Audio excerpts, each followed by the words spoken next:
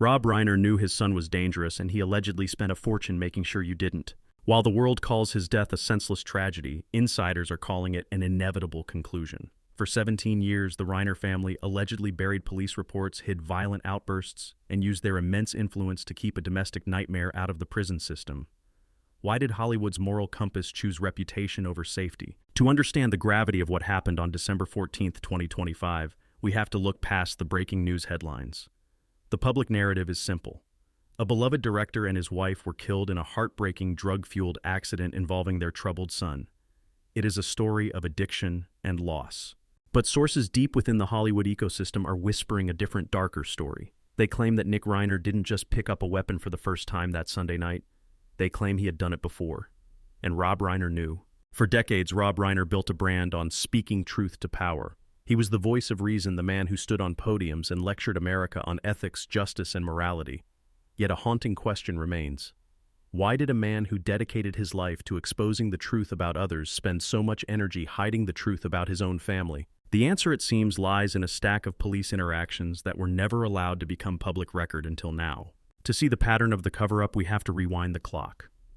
Long before the police tape surrounded the Brentwood estate in 2025, there were other calls to 911. Investigative reports and neighborhood whispers point to a specific disturbing incident around 2022. Police units were reportedly dispatched to the Reiner residence following reports of a violent domestic disturbance.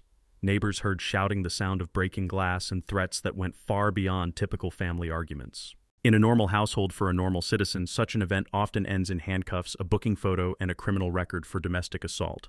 But in the world of Hollywood royalty, the law works differently. According to insiders, by the time the flashing lights arrived at the door, the narrative had already been shifted. This wasn't a crime scene. It was a medical episode.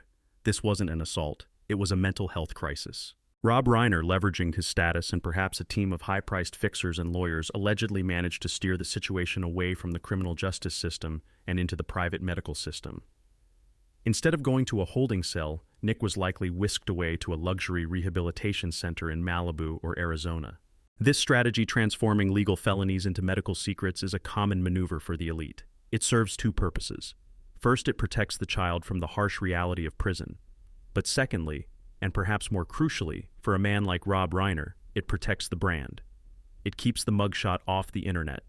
It keeps the political moralist from having to answer why his own house is in chaos. But there is a fatal flaw in this strategy. A rehab center can treat addiction, but it cannot contain rage. By shielding Nick from the consequences of his violence in 2020, 2022, and beyond, Rob Reiner may have inadvertently taught his son that he was untouchable. He wasn't stopping the violence. He was merely delaying the inevitable. The tragedy is that Rob thought he was buying his son's salvation. In reality, he may have been financing the very environment that allowed the danger to fester unchecked and unrecorded until the night the fixers couldn't get there in time. Up next, we dig into the warning signs that were hidden in plain sight, specifically how Rob Reiner saw the monster inside his son years ago, filmed it, and then chose to ignore what the camera showed him. To truly understand what Rob Reiner knew about his son and why that knowledge remained private, we must move beyond the suppressed police reports and look at a far more intimate document, the film Being Charlie. This wasn't just a movie. It was Rob Reiner's own diagnostic file, a chilling record of the very monster he was trying to protect. In 2015, when Rob Reiner decided to direct Being Charlie, a film co-written by his son Nick and loosely based on Nick's own struggles with addiction, he thought he was creating art that would heal. He saw it as a form of cinematic therapy, a way for his son to confront his demons and for their family to find resolution. But in hindsight, Being Charlie functions less as a healing narrative and more as a forensic prophecy.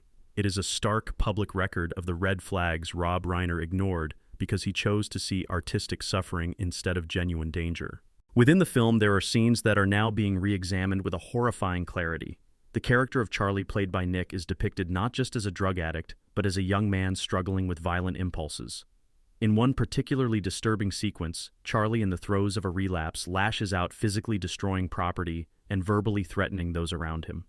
These scenes were not pure fiction. They were drawn from Nick Reiner's real-life memories of his battles with addiction and the destruction it wrought. Rob Reiner sat in the director's chair. He called action. He watched the playback on his monitor. He saw his own son reenacting these episodes of destructive rage. He saw the demon inside Nick not as a character, but as a raw, unfiltered performance based on his child's own pain.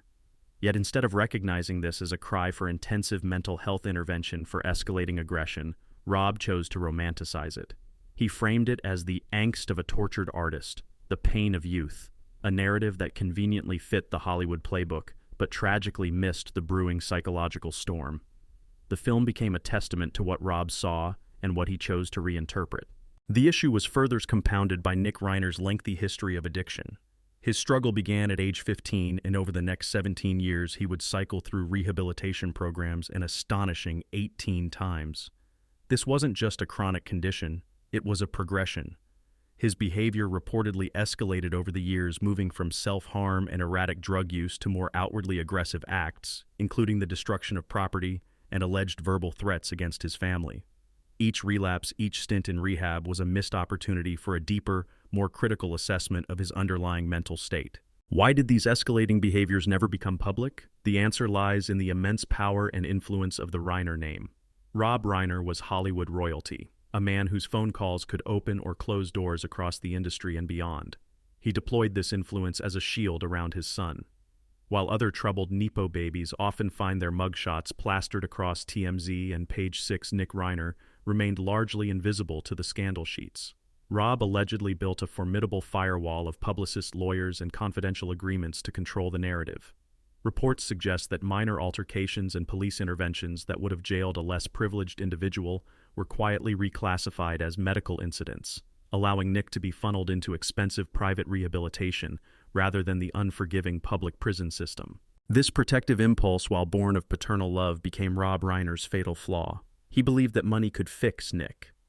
He continued to provide extensive financial support, inadvertently enabling Nick's addiction and reinforcing his belief that his destructive behavior would always be met with a soft landing. By consistently buying Nick out of legal trouble and placing him in luxurious rehab facilities, Rob prevented his son from facing the true consequences of his actions. He nurtured the demon in a gilded cage rather than allowing it to confront the harsh reality of its own making. The red flags were not just ignored, they were actively suppressed. Perhaps the most tragic aspect of this cover-up involves Michelle Singer Reiner, Nick's mother, and Rob's wife. In many patterns of domestic conflict, it is often the mother who bears the brunt of a troubled child's escalating aggression. While Rob was the public figure allegedly directing the cover-ups and the rehab placements, it was Michelle who was likely in the trenches of the daily battles with Nick's erratic behavior. She was the one living in the guest house with him or trying to manage him when he returned home. Did Rob Reiner know his wife was living in potential danger? It is highly probable. The very hidden incidents he allegedly suppressed likely involved altercations that put Michelle at risk. Yet Rob found himself caught in an agonizing bind, his love for his wife against his desperate desire to save his son.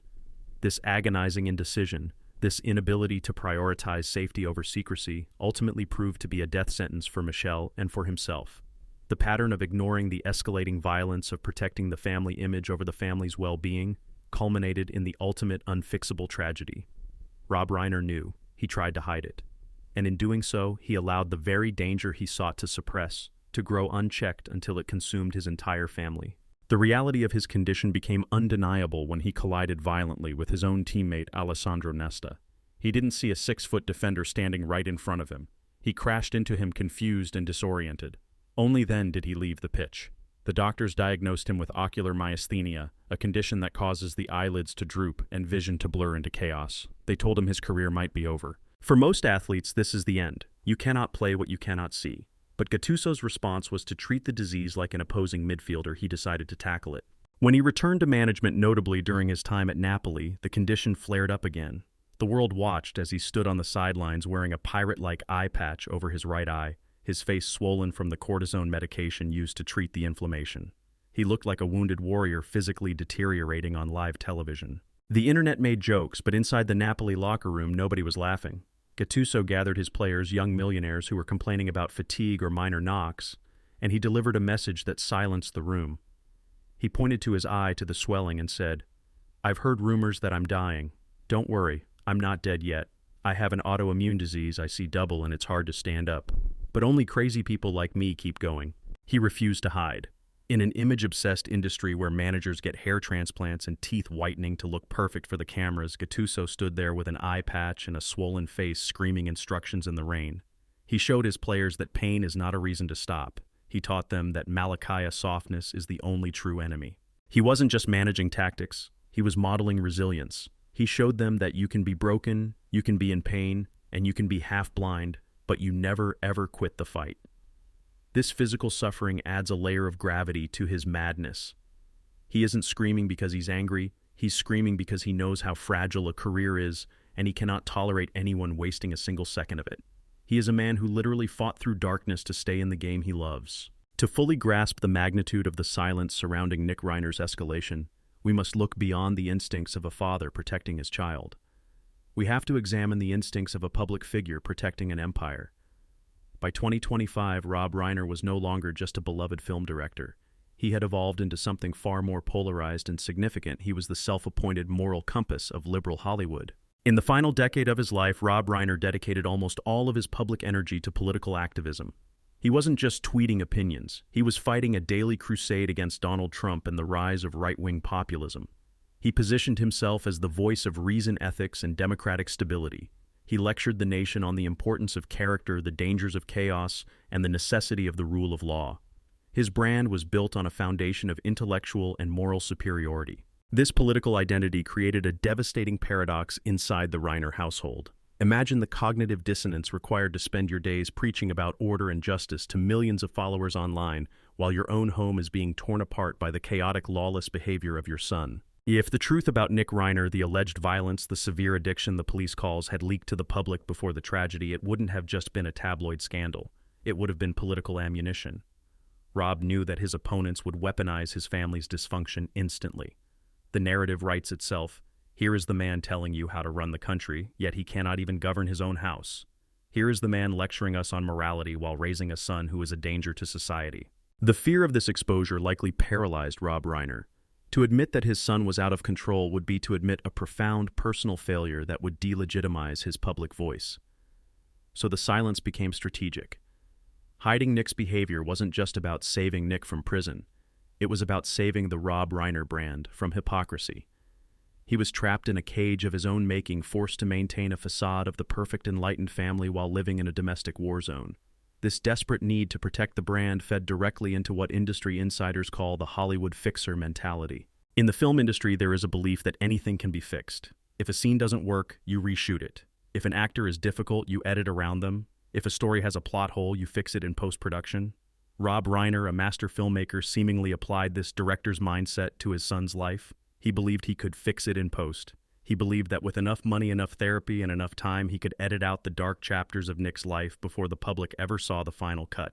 This mentality explains why Nick Reiner never faced the full weight of the legal system despite his erratic behavior. In Hollywood, when a celebrity's child crosses the line, the police report often disappears and the child disappears into a velvet prison. The velvet prison is a term used to describe the high-end rehabilitation centers and guest houses where the troubled children of the elite are stashed away. They are not correctional facilities. They are 5-star holding cells. Rob kept Nick in this ecosystem. He kept him in the guest house. He kept him in the finest treatment centers money could buy. He effectively created a private jail for his son to keep him away from the public eye and the state penitentiary. But there was a fatal flaw in this arrangement. A real prison has guards, steel bars, and consequences. The velvet prison of the Reiner estate had none of these. Rob Reiner tried to play the role of the warden, but he was miscast. He was an aging father entering his late 70s, physically frailer and emotionally exhausted. His prisoner was a 32-year-old man with a history of volatility and the physical strength of youth. By keeping Nick at home to protect his reputation, Rob locked himself and his wife inside the cell with the danger. He assumed that his authority as a father and a legend would be enough to contain the chaos. He assumed that the script he had written for his family would eventually turn toward redemption. But he forgot that in the real world you cannot yell cut when the scene turns violent. The tragedy of Rob Reiner is that he spent his fortune and his influence building a wall to keep the world out, thinking he was protecting his privacy. He didn't realize that the wall he built was actually locking the danger in. The political brand remained intact until the very end, spotless and revered, but the cost of maintaining that image was the safety of the very people who lived behind it. As we approach the final act of this investigation, we are left to witness the moment when the fixer ran out of options. The night the police tape finally went up was the night the editing room closed, and the raw, uncut footage of the Reiner family tragedy was finally broadcast to a horrified world. On the night of December 14th, the firewall collapsed. For 17 years, Rob Reiner had successfully constructed a fortress of privacy around his family's darkest struggles. He had used his wealth to build a velvet prison for his son, and his influence to keep the reality of their domestic nightmare out of the headlines. But when the police sirens cut through the silence of the Brentwood estate that Sunday evening, every layer of that protection evaporated in an instant. The arrival of the authorities marked the end of the cover-up. The flashing red and blue lights illuminated what the Reiner family had spent a fortune trying to keep in the dark. The medical episodes were now a double homicide investigation. The troubled son was now a suspect in handcuffs, and the perfect family was gone. There is a devastating Shakespearean irony at the heart of this conclusion. For decades, Rob Reiner's greatest fear was reportedly the public exposure of his son's volatility. He feared the mugshot. He feared the scandal that would tarnish his legacy and his political standing. He feared that if the world saw the truth, it would destroy everything he had built. And yet, in his desperate attempt to prevent that exposure, he seemingly paved the road to a far worse destination. The very thing he sacrificed his peace of mind to prevent Nick going to prison and the family name being dragged through the mud has now come to pass in the most horrific way imaginable. Rob Reiner died trying to protect a secret that was destined to destroy him. He shielded his son from the consequences of his actions for so long that when the final consequence arrived, it was fatal. This tragedy forces us to confront a brutal truth about the nature of silence. In the world of the elite, silence is often sold as a luxury, a way to maintain dignity. But in the context of addiction and escalating violence, silence is not a shield. It is an incubator. It provides the darkness necessary for the demons to grow. By refusing to let the outside world in, by refusing to let the legal system or true psychiatric intervention take its course, Rob Reiner may have inadvertently nurtured the very danger that eventually claimed his life and the life of his wife, Michelle. Rob Reiner will be remembered as a giant of cinema. He gave the world The Princess Bride, When Harry Met Sally, and Stand By Me. He taught us about love, friendship, and the triumph of the human spirit. But his final legacy is a somber warning about the limits of control. He proved that you can direct a masterpiece, you can influence a political party, and you can command the attention of millions, but you cannot script the behavior of another human being. He was a legendary director, but he was also a father who failed to win the most important battle of his life, the battle to face the truth before it was too late. As the industry mourns and the tabloids dissect the wreckage of this American dynasty, we are left with a lingering, painful question. It is a question that challenges every parent and every person who has ever tried to hide a messy truth to save face.